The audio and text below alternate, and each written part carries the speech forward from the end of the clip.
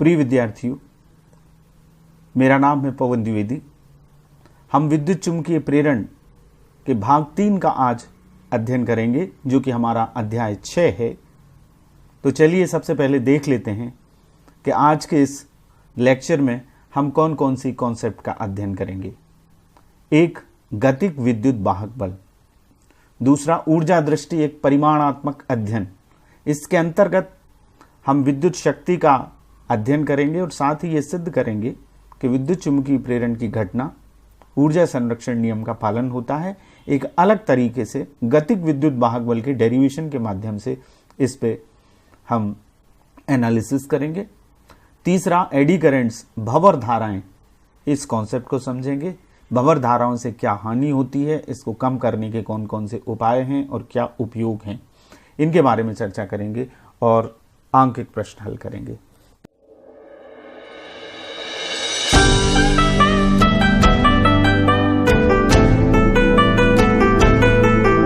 तो सबसे पहले गतिक विद्युत वाहक बल को समझ लेते हैं। देखिए, आपने विद्युत चुंबकीय प्रेरण को पढ़ा है कि जब हम किसी परिपथ या कुंडली से बद्ध चुंबकीय फ्लक्स में परिवर्तन करते हैं तो उसमें प्रेरित विद्युत वाहक बल उत्पन्न होता है, इंड्यूस्ड ईएमएफ उसमें सेटअप हो जाता है। और यदि वो सर्किट क्लोज है, वो कुंडली बंद है, तो उसमें प्रेरित धारा बहने लगती है। तो मूल बात क्या है कि यदि हमें इंड्यूस्ड करंट प्रोड्यूस करना है तो हमें मैग्नेटिक फ्लक्स में चेंज करना पड़ेगा। ठीक है। अब सवाल ये कि मैग्नेटिक फ्लक्स भी हमने पढ़ लिया है, वो क्या होता है, phi equal to B A cos theta, या vector B dot vector A, क्षेत्रफल सदिश और चुंबकीय क्षेत्र की तीव्रता के सदिश का अदिश गुणनफल चुंबकीय फ्लक्स होता है। तो इसमें आपको 3 चीजें दिख रही हैं, एक बी दिख रहा है, एक ए दिख रहा है और एक कॉस थीटा लिख रहा है। तो यदि हमें किसी परिपथ के मैग्नेटिक फ्लक्स में चेंज करना है तो हम उसमें 3 तरह से परिवर्तन कर सकते हैं। इस फाई को चेंज करने के लिए हम क्या कर सकते हैं, या तो हम इंटेंसिटी को चेंज करें, चुंबकीय क्षेत्र की तीव्रता बी में परिवर्तन करें, या हम क्षेत्रफल में परिवर्तन कर सकते हैं। क्षेत्रफल में परिवर्तन करेंगे तो हमारा फ्लक्स चेंज हो जाएगा। और तीसरा, हम कोण में परिवर्तन कर सकते हैं, थीटा में परिवर्तन करें। ये सारी कॉन्सेप्ट आगे आएंगी। आप जब प्रत्यावर्ती धारा जनित्र पढ़ेंगे तो उसमें हम एंगल में परिवर्तन करके फ्लक्स को चेंज करते हैं।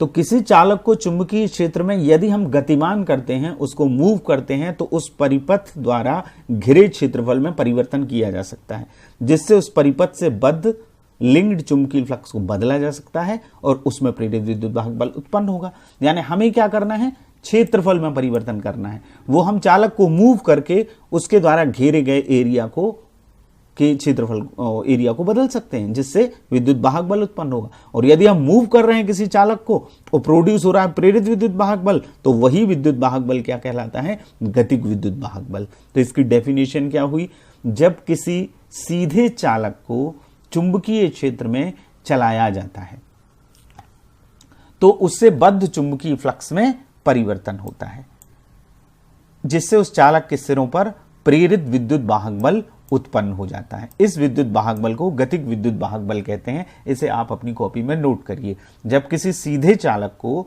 चुंबकीय क्षेत्र में चलाया जाता है, मूव कराया जाता है, तो उससे बद्ध चुंबकीय फ्लक्स में परिवर्तन होता है, जिससे उसके चालक के सिरों पर प्रेरित विद्युत वाहक बल उत्पन्न होता है और इस ईएमएफ को हम गतिक विद्युत वाहक बल कहते हैं। ठीक है। अब इसका हम डेरिवेशन निकालेंगे। देखिए, यहां पर हमारे सामने एक ये लूप है जिसका नाम है PQRS। इस पे एक ये चालक है जो मूव कर सकता है, जिसको हम गति करा सकते हैं। एक ऐसा ये MSRN, ये एक आयताकार चालक है जिसका ये हिस्सा है PQRS और इसकी लंबाई L है।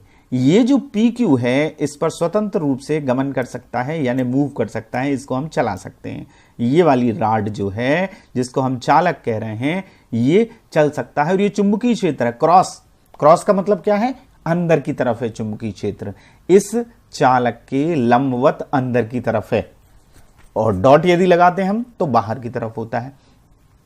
तो PQ को स्थिर वेग से बाईं तरफ चलाया जाता है। ये किस तरफ चल रहा है, ये देखिए डायरेक्शन लिखा हुआ बाईं तरफ, एक समान चुंबकीय क्षेत्र B इस लूप PQRS के तल के लंबवत है, यानी अंदर की तरफ है।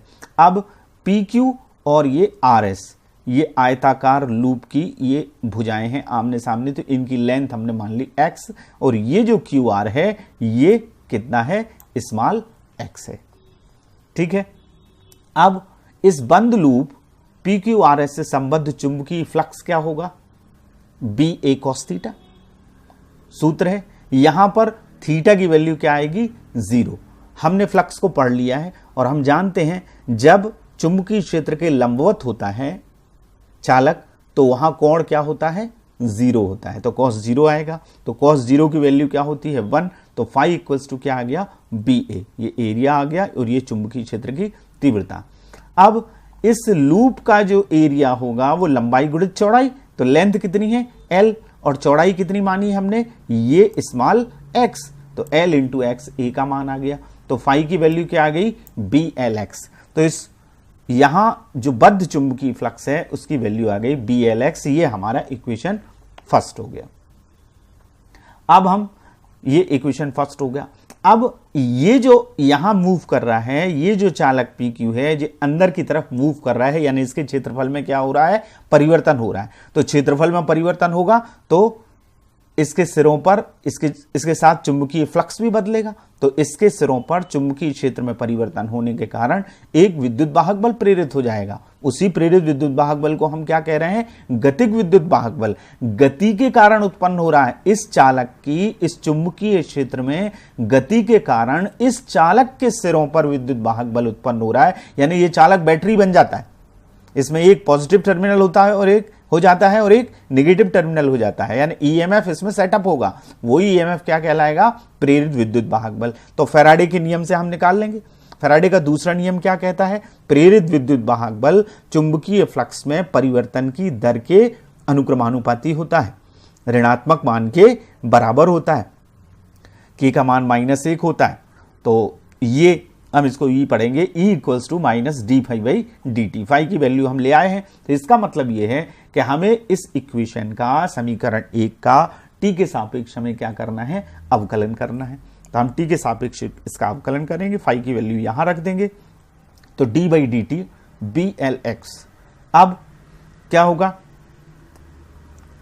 B को हम बाहर ले लेंगे, B और L को dx dt, ये दोनों कांस्टेंट हैं। B चुंबकीय क्षेत्र की तीव्रता है, L उसकी लेंथ है, इसको बाहर ले लिया, x चेंज हो रहा है, ये जो x है ये चेंज हो रहा है द dx dt।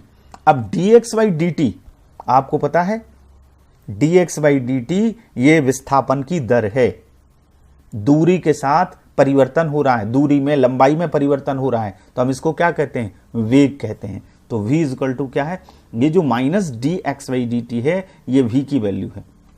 ठीक है, ये हमारा समीकरण 3 हो गया, ये समीकरण 2 हो गया। तो हम d upon D T, dx upon dt की जगह क्या लिख देंगे, v माइनस, तो E इक्वल्स टू क्या आ जाएगा, BLV। ये हमारा गतिक विद्युत वाहक बल का फार्मूला है। अब इसमें माइनस साइन आया है, इस v की वैल्यू का हमने माइनस लिखा है, तो माइनस चिन्ह का मतलब यह है कि v की जो डायरेक्शन है वो x के घटने की दिशा में है। x के घटने की दिशा में होने के कारण v के आगे ऋण लगा हुआ, v की वैल्यू में ये पूरा ऋणात्मक मान है, तो इस ऋणात्मक की जगह हमने v रख दिया, तो E इक्वल्स टू क्या आ गया, BLV। तो हमें क्या करना है, BLX निकालना है। समीकरण 1, फाई इक्वल टू क्या होगा, BA, A एरिया है, एरिया लंबाई गुणित चौड़ाई, तो LX हो जाएगा। फिर फैराडे का दूसरा नियम लगाना है, D phi by D T, इसका अवकलन कर दीजिए तो BLV आ जाएगा। तो याद रखिएगा ये गतिक विद्युत वाहक बल का फार्मूला है, E इक्वल टू BLV। तो अब हम इसको देखते हैं, यदि चालक का प्रतिरोध, ये पूरा फार्मूला हमने किया, यदि चालक का प्रतिरोध R है तो ये तो आ गया EMF गतिक विद्युत वाहक बल। तो प्रेरित धारा हम कैसे निकालते हैं, विद्युत वाहक बल बटे प्रतिरोध, ये ओम्स ला ही लिखा है, V इक्वल टू RI होता है, तो E इक्वल टू IR। तो यदि स्मॉल r रेजिस्टेंस है इस चालक का PQ का, तो इस E की वैल्यू यहां रख दीजिए, तो BLV अपॉन क्या आ जाएगा, R। यदि आपसे ये निकलवाया है कि गतिक विद्युत वाहक बल का सूत्र ज्ञात कीजिए और प्रेरित धारा का व्यंजक ज्ञात कीजिए, तो हम आर का इसमें भाग दे देंगे, तो BLV अपॉन आर आ जाएगा। तो ये हमारा आ गया गतिज विद्युत वाहक बल। इसी कॉन्सेप्ट से हम हमारी दूसरी अवधारणा ऊर्जा दृष्टि एक परिमाणात्मक अध्ययन, आपके बुक में इसी टॉपिक को दिया गया है। एक्चुअली में हम इस गतिज विद्युत वाहक बल के द्वारा विद्युत शक्ति का सूत्र निकाल रहे हैं और बाद में यह सिद्ध करेंगे कि इस चालक को यहां मूव कराने में, खिसकाने में जितना यांत्रिक कार्य किया जाता है वही विद्युत ऊर्जा के रूप में उत्पन्न होता है, प्रेरित धारा के रूप में उत्पन्न होता है। यानी आंतरिक ऊर्जा विद्युत ऊर्जा में बदलती है और लास्ट में जाके वो ऊष्मीय ऊर्जा में बदलती है। इसका मतलब यह है कि हम इस एनालिसिस से ये प्रूव कर रहे हैं कि जो यांत्रिक ऊर्जा है वो विद्युत ऊर्जा में कन्वर्ट होती है। एक तरह से ये ऊर्जा संरक्षण के नियम का प्रतिपादन करता है। ये हम प्रूव कर रहे हैं इससे। तो कैसे करेंगे? विद्युत शक्ति आप जानते हैं पावर, चुंबकीय क्षेत्र B में चालक की गति के कारण I धारा प्रवाहित होती है। जब कोई धारावाही चालक किसी चुंबकीय क्षेत्र में होता है तो उस पर लगने वाला चुंबकीय बल, शक्ति का हम पहले व्यंजक निकालें। तो आपने पढ़ा है पिछले चैप्टर में, चुंबकीय क्षेत्र में कोई धारावाही चालक हो तो उस पर एक बल लगता है। वो बल क्या होता है? ILB। ये हमने डेरिवेशन किया है पिछले चैप्टर में, गतिमान आवेश एवं चुंबकत्व वाले चैप्टर में। तो F हो गया ILB। अब I हमने अब भी निकाली, E अपॉन R थी, BLV बाई R। तो I की वैल्यू हम यहां रख देंगे। तो F इजिकल टू, ये I की वैल्यू समीकरण 2 का मान समीकरण 1 में हमने रखा, तो ये आ गया BLV by R into LB। तो ये L और B, तो L स्क्वायर B स्क्वायर हो जाएगा। ये B into B B square, L into L L square और V बाई R, ये आ गया फोर्स। आपने 11th में पढ़ा है कि शक्ति बराबर बल गुणित वेग होता है। बल में वेग का गुणा कर दें तो शक्ति आ जाती है। तो शक्ति का सूत्र होता है P इजिकल टू FB। यदि PQ चालक को हम V चाल से चला रहे हैं तो इस क्रिया में प्रयुक्त शक्ति वो क्या होगी? F into V। F की वैल्यू हमारे पास ये आ गई। तो हमारे पास अब क्या आ जाएगा? B square L square V by R, ये F की वैल्यू रखी इंटू V, तो यहां फिर V स्क्वायर हो जाएगा। ये हो जाएगा B square L square V square by R। ये आ गई पावर, ये आ गई इस रॉड को, इस चालक को यहां खिसकाने में जितनी हमारी शक्ति खर्च हो रही है, कार्य करने की जितनी दर है, वो क्या है? B square L square V square by R। ठीक है, अब ये हमारा इक्वेशन 3 आ गया जिससे हमने पावर निकाली। इसमें क्रिया में हो क्या रहा है? यांत्रिक ऊर्जा विद्युत ऊर्जा में परिवर्तित हो रही है। तो व्यय विद्युत शक्ति यदि हम निकालें तो शक्ति, व्यय विद्युत शक्ति या शक्ति का सूत्र होता है I स्क्वायर R, क्योंकि हीट जो होती है वो I स्क्वायर RT, आपने करंट इलेक्ट्रिसिटी के चैप्टर में पढ़ी है। I स्क्वायर RT जूल के नियमों से निकला है। I square RT upon T कर दें तो वो क्या हो जाती है? पावर हो जाती है, व्यय विद्युत शक्ति हो जाती है। तो हम उसको, वो जूल के नियमों से निकलती है, उसको PJ मानते हैं, तो ये आएगा I स्क्वायर R। अब I की वैल्यू क्या है? BLB by R। हमने अभी निकाला फर्स्ट डेरिवेशन, जिसमें E निकाला और I निकाली। इसका मान इस ऊपर वाले इक्वेशन में हम रख देंगे। तो BLB बाई R का होल स्क्वायर, ये पूरी चीजों का स्क्वायर हो जाएगा। तो B square L square V square, और एक R से एक R कैंसिल होगा, तो B square L square V square by R। आप इस समीकरण 3 को देखें, इस चालक को खिसकाने में जितनी हमने शक्ति खर्च की वो ये है, और ये किया गया कार्य जो जूल के रूप में हमने निकाला, जूल के नियम से निकाला, PJ equals to I square R से, वो ये आया, दोनों बराबर हैं। इसका मतलब ये है, ये जो यांत्रिक कार्य है, ये जो यांत्रिक ऊर्जा है, इस चालक को एक समान चुंबकीय क्षेत्र में चलाने में प्रयुक्त यांत्रिक ऊर्जा विद्युत ऊर्जा और अल्टीमेटली ऊष्मीय ऊर्जा में बदलती है। तो ये क्रिया ऊर्जा संरक्षण नियम के अनुकूल है। तो यदि आपसे ये पूछा जाता है कि गतिज विद्युत वाहक बल के आधार पर ये सिद्ध कीजिए कि इसमें चालक को चुंबकीय क्षेत्र में चलाने में किया गया कार्य विद्युत ऊर्जा के रूप में परिवर्तित होता है, यह ऊर्जा संरक्षण नियम का पालन करता है, प्रतिपादन करता है, तो आपको यह करना है। गतिज विद्युत वाहक बल के सूत्र से आप शक्ति निकाल लीजिए और जूल के नियम से फिर व्यय विद्युत शक्ति निकाल लीजिए, दोनों इक्वेशन आपके बराबर आएंगे, तो ये प्रूफ हो जाएगा। तो इस तरह से हमने ये गतिक विद्युत वाहक बल के कॉन्सेप्ट को किया।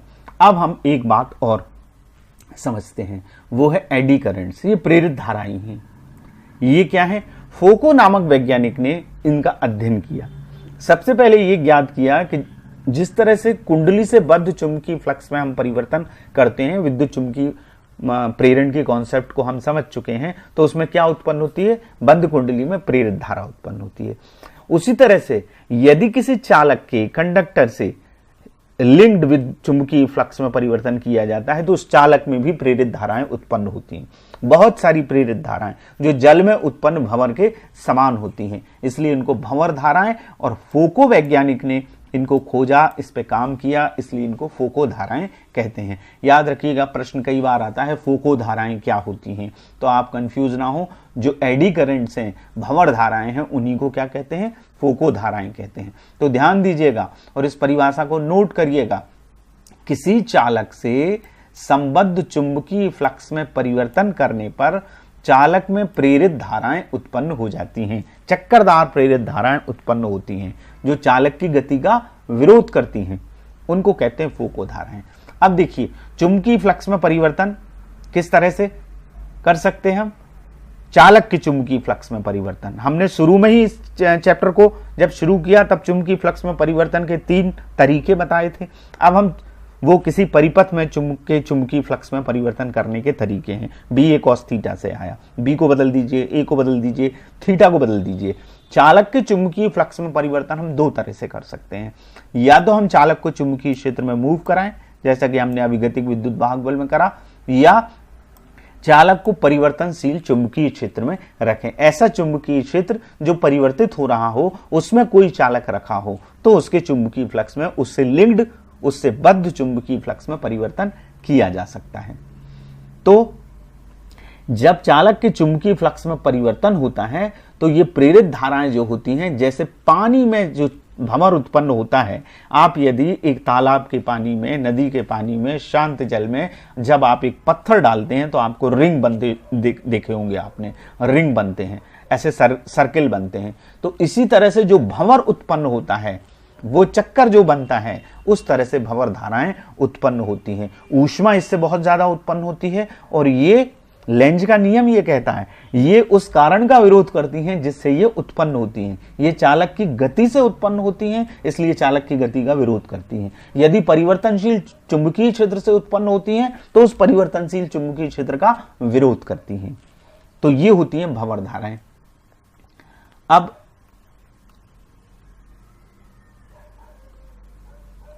इस परिभाषा को आप नोट कर लें। जब किसी चालक से बद्ध चुंबकीय फ्लक्स में परिवर्तन किया जाता है तो उस चालक में जल में उत्पन्न भंवर के समान चक्करदार प्रेरित धाराएं उत्पन्न होती हैं। इन धाराओं को भंवर धाराएं या फोको धाराएं कहते हैं। अब इसका डायरेक्शन, जैसा कि मैंने कहा, ये उस कारण का विरोध करती हैं जिससे उत्पन्न होती हैं। इनकी दिशा या तो हम लेंज के नियम से निकाल सकते हैं या फ्लेमिंग के दाएं हाथ के नियम से।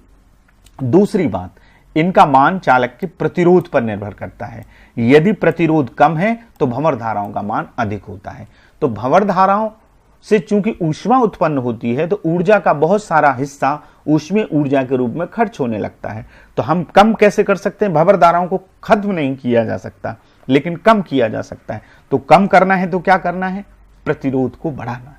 हम परिपथ के प्रतिरोध को बढ़ा देते हैं, जिससे भंवर धाराओं का मान क्या हो जाता है? कम हो जाता है।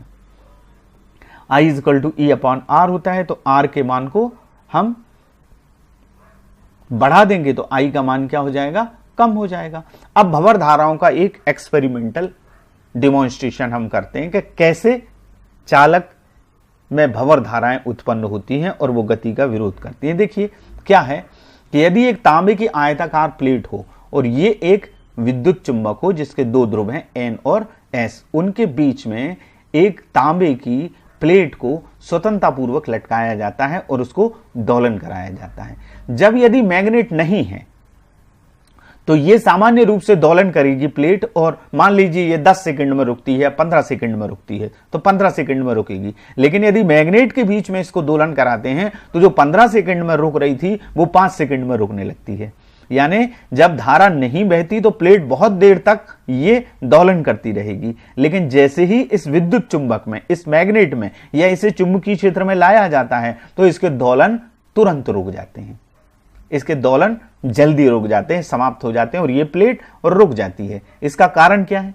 इसका कारण यह है भंवर धाराओं का उत्पन्न होगा।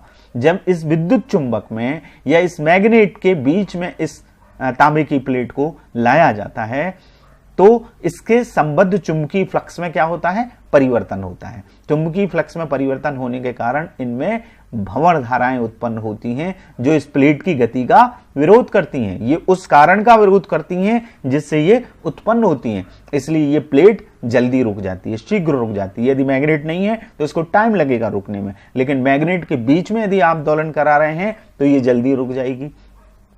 इसको भंवर धाराओं का ये प्रायोगिक प्रदर्शन है और ये जो प्रभाव है इसको कहा जाता है डैम्पिंग इफेक्ट या अवमंदन प्रभाव।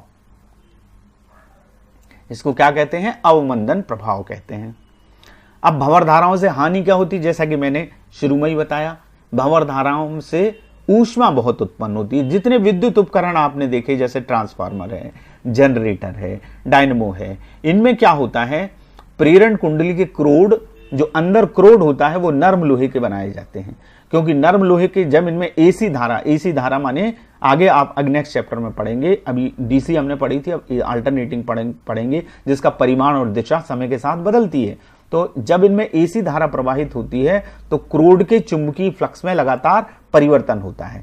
तो क्रोड होता है लोहे का, तो उसमें भंवर धाराएं, चुंबकीय फ्लक्स में परिवर्तन होने के कारण क्या होता है? भंवर धाराएं, क्योंकि धारा का मान, एसी करंट का मान अप और डाउन होता है। तो अप और डाउन होगा तो धारा के मान में जब परिवर्तन होगा तो मैग्नेटिक फ्लक्स क्या होगा? चेंज होगा। और जब भी मैग्नेटिक फ्लक्स चेंज होता है, जिस भी कंडीशन में चेंज होता है, प्रेरित धारा उत्पन्न होती है, तो भंवर धाराएं उत्पन्न होती हैं, जिससे ये क्रोड क्या होता है? ऊष्मा उत्पन्न होती है और क्रोड गर्म हो जाते हैं, जिससे विद्युत ऊर्जा का ऊष्मीय ऊर्जा के रूप में क्या होने लगता है? क्षय होने लगता है। इसीलिए क्रोड को पूरा एक सपाट टुकड़े का ना बना के पटलित क्रोड बनाया जाता है। इनका मान चालक के प्रतिरोध पर निर्भर करता है। यदि प्रतिरोध कम है तो भंवर धाराओं का मान क्या होता है? अधिक होता है। इसलिए इनको कम करने के लिए क्रोड कैसा बनाया जाता है? पटलित। पटलित क्रोड का मतलब है इसको एक फ्लैट प्लेट की तरह नहीं लेते, बल्कि नर्म लोहे की पतली पतली पत्तियों के रूप में लेते हैं। और आपने देखा होगा ट्रांसफार्मर, छोटा छोटा ट्रांसफार्मर, किसी भी इलेक्ट्रिकल इंस्ट्रूमेंट में एक चौकोर ट्रांसफार्मर निकलता है, उसको कभी आपने खोल के देखा हो तो उसमें पतली पतली ई बना रहता है, ई आकार की पत्तियां निकलती हैं या एल आकार की पत्तियां निकलती हैं। तो पतली पत्तियों को एक के ऊपर एक रख देते हैं और उन्हें वार्निश की तह देकर उनको जमा दिया जाता है और चिपका दिया जाता है। इस क्रोड को क्या कहते हैं? पटलित क्रोड, लैमिनेटेड कोर। ऐसा करने से क्या कर रहे हैं हम? क्रोड के प्रतिरोध को बढ़ा रहे हैं। क्रोड का प्रतिरोध बढ़ता है जिससे भंवर धाराओं का मान क्या हो जाता है? कम हो जाता है। तो भंवर धाराओं से हानि क्या? विद्युत ऊर्जा का ऊष्मीय ऊर्जा के रूप में अपव्यय होता है। इसको कम कैसे करते हैं? क्रोड को हम पटलित बना के इनको कम करते हैं। कम करने का तरीका क्या? भंवर धाराओं का मान प्रतिरोध बढ़ाने पर कम हो जाता है। तो प्रतिरोध को बढ़ाने के लिए क्रोड को क्या करा जाता है? पटलित बनाया जाता है। इस तरह का क्रोड होता है। ये ट्रांसफार्मर की प्राथमिक कुंडली है, प्राइमरी कॉइल, और ये सेकेंडरी कॉइल है। ये क्रोड पर लिपटी रहती है। प्राथमिक कुंडली एक तरफ और दूसरी तरफ द्वितीय कुंडली। ये ऊंचाई ट्रांसफार्मर का चित्र है। आगे आप पढ़ेंगे भी ट्रांसफार्मर के बारे में। यहां पर कम फेरे होते हैं और यहां ज्यादा फेरे होते हैं। ये पतली पतली पत्तियों का क्रोड एक के ऊपर एक रखकर बनाया जाता है। इससे इस क्रोड का प्रतिरोध बढ़ जाता है और प्रतिरोध बढ़ने से भंवर धाराओं का मान कम हो जाता है। तो ये कम करने का उपाय हुआ। अब इनके बहुत सारे उपयोग हैं। चल कुंडल धारा मापी को रुद्धदोल बनाने में, रुद्धदोल मतलब डेड बीट बनाने में। डेड बीट चल कुंडल धारा मापी एल्यूमिनियम के फ्रेम पर लपेटी जाती है। जो क्वाइल बनाई जाती है मूविंग क्वाइल गैल्वेनोमीटर में, उसको एल्यूमिनियम के फ्रेम पर लपेटा जाता है। एल्यूमिनियम को फ्रेम पर लपेटने का कारण ही यह है कि जब उसमें धारा प्रवाहित होती है कुंडली में, तो कुंडली में धातु का फ्रेम होने के कारण चुंबकीय फ्लक्स में परिवर्तन होता है और उसके कारण उसमें भंवर धाराएं उत्पन्न होती हैं जो कुंडली की गति का विरोध करती हैं और शीघ्र ही उसको रोक देती हैं। तो उसका जो डिफ्लेक्शन है वो कम होता है और जल्दी ही कुंडली विराम अवस्था में आ जाती। इसको कहते हैं रुद्ध दोल बनाना, दोलनों को रुद्ध करना, कम करना, शीघ्र ही विराम अवस्था में आ जाना, उसको डेड बीट बनाना कहते हैं। प्रेरण भट्टी में ऊष्मा उत्पन्न की जाती है। धातुओं को गलाना हो तो जो फर्नेस होती है, इलेक्ट्रिकल फर्नेस, उसमें भंवर धाराओं का उत्पादन किया जाता है जिससे धातुएं गल जाती हैं। प्रेरण भट्टी में इसका उपयोग होता है। इलेक्ट्रिकल ब्रेक में होता है। स्पीडोमीटर, गति मापक या स्पीडोमीटर जिसको कहते हैं, उनमें इसका उपयोग होता है। और प्रेरण मोटर में भंवर धाराओं का उपयोग किया जाता है। ये सारे उपयोग, पांचों उपयोग आप अपनी कॉपी में नोट करें। प्रश्न ये आता है भंवर धाराएं क्या हैं, इनसे क्या हानि है, इन्हें कम करने का क्या उपाय है और इनके प्रमुख उपयोग लिखिए। और या फिर आएगा भंवर धाराएं किसे कहते हैं, इनके प्रायोगिक प्रदर्शन के लिए किसी एक प्रयोग का वर्णन कीजिए। तो जो हमने अभी देखा कि तांबे की एक प्लेट को एक विद्युत चुंबक के बीच में दोलन कराया जाता है तो वो शीघ्र रुक जाती है। तो आज के इस वीडियो में हमने जो जो कॉन्सेप्ट समझी हैं, सबसे पहले हमने गतिक विद्युत वाहक बल का व्यंजक सीखा, उसकी कॉन्सेप्ट को समझा। फिर ऊर्जा का अध्ययन किया, ऊर्जा संरक्षण के नियम का गतिक विद्युत वाहक बल के आधार पर हमने समझाया कि किस तरह से ऊर्जा संरक्षण नियम का पालन इसमें होता है। तो इस आधार पर कुछ प्रश्न आपके लिए हैं, उन प्रश्नों को आपको करना है। पहला, गतिक विद्युत वाहक बल किसे कहते हैं, इसका व्यंजक ज्ञात कीजिए। दूसरा, गतिक विद्युत वाहक बल के आधार पर विद्युत शक्ति का व्यंजक ज्ञात कीजिए तथा सिद्ध कीजिए कि किसी चालक को एक समान चुंबकीय क्षेत्र में चलाने में यांत्रिक ऊर्जा विद्युत ऊर्जा में परिवर्तित होती है, वही ऊर्जा संरक्षण नियम। अगला प्रश्न यह है कि भंवर धाराएं क्या हैं, इनसे क्या हानि है, इन्हें कैसे कम किया जाता है, इनके प्रमुख उपयोग लिखिए। और लास्ट क्वेश्चन है भंवर धाराओं के प्रायोगिक प्रदर्शन हेतु प्रयोग का वर्णन कीजिए। इन सारे प्रश्नों को आपको आज समझाया गया है। आप इनको अपनी कॉपी में नोट करें और समझें। बहुत बहुत धन्यवाद। Thank you very much.